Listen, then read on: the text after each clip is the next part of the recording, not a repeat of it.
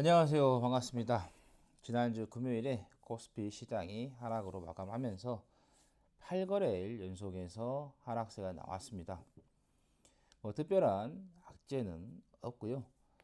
미국 시장 나스닥을 보면은 나스닥은 혼조세로 마감을 했습니다. 일본 시장은 33년 만에 또 기록을 좀 세우면서 지난주에 급등을 하는 시장이 나왔습니다.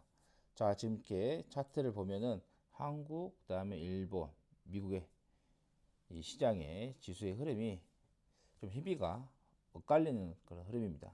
일본은 급등을 하고 국내 코스피 지수는 계속해서 하락세가 나왔고요. 근데 미국의 나스닥은 혼조세로 좀 흐름을 좀 보이고요. 자, 나스닥의 그 지수의 좀 기술적 분석을 좀 보면은 지난 12월 28일이죠. 15,150포인트. 이거를 이번 주에 돌파를 해야 됩니다. 돌파를 하지 못하고 이번 주에 이렇게 하락세가 나오게 되면은 조정의 시간이 조금 길어질 수 있다.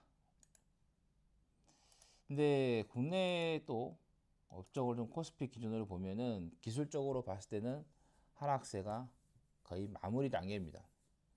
그래서 다음 주에는 시장이 반등이 나오는 그런 흐름이 기대가 될 수 있는 그런 구간인데, 조금 전에 말씀드린 것처럼 나스닥이 어떻게 움직이느냐에 따라요.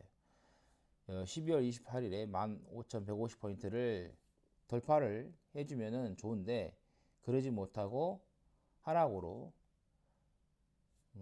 흐름이 바뀌게 된다고 하면은 국내 시장이라, 그 다음에 삼성전자의 주가도 좀 조정이 길어지는 그런 구간으로 간다. 근데 크게 문제가 되는 것은 아니기 때문에 단지 우리가 시간이 조금 길어진다, 이렇게 생각하시면 되겠고, 제가 작년 이제 마지막 거래일 때, 그 다음에 또 올해 이제 시작하는 그 다음 날, 이제 2일 말고 3일 날 이제 다시 한번 언급을 좀 드렸는데, 삼성전자 주가 조정이 나올 때, 그러니까 음봉이 나올 때는 매수를 하는데 양봉이 나올 때는 매수하지 마시라고 이야기 드렸어요. 그러니까 분할 매수를 해서 대응을 하시면은 충분히 올 한 해에는 좋은 결과가 있을 것이다.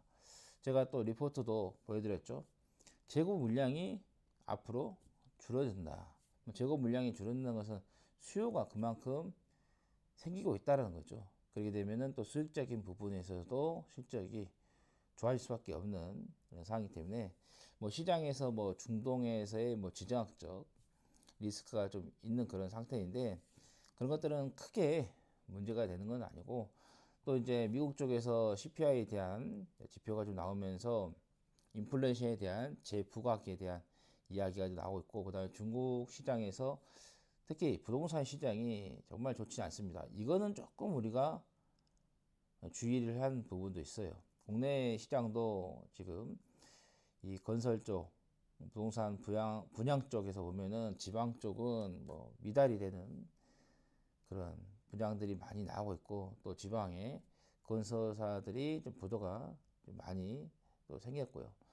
특히 지금 경상도 쪽에서도 중견기업들, 또 지방에서 1위 하는 또 2위 하는 이 업체들이 좀 부도가 좀 나오고 있는 그런 상태이기 때문에, 중국에서의 부동산 시장에 대한 부분은 조금 우리가 주의를 좀 기울여야겠다. 하지만은 전체적인 흐름으로 봤을 때는 큰 문제는 되지는 않을 것 같다. 그러니까 주가의 흐름을 기술적으로 봤을 때는 숨고르기 이후에 다시 한번 또 상승의 흐름이 나오기 때문에, 이 숨고르기 구간에서 전략을 잘 세운다 하면은 올해 중반이라든가 또 하반에 가서 좋은 결과가 또 나올 수 있으니까는 계속해서 좀 기대를 하시면서 투자를 하시는 게 좋겠다라는 말씀 드립니다.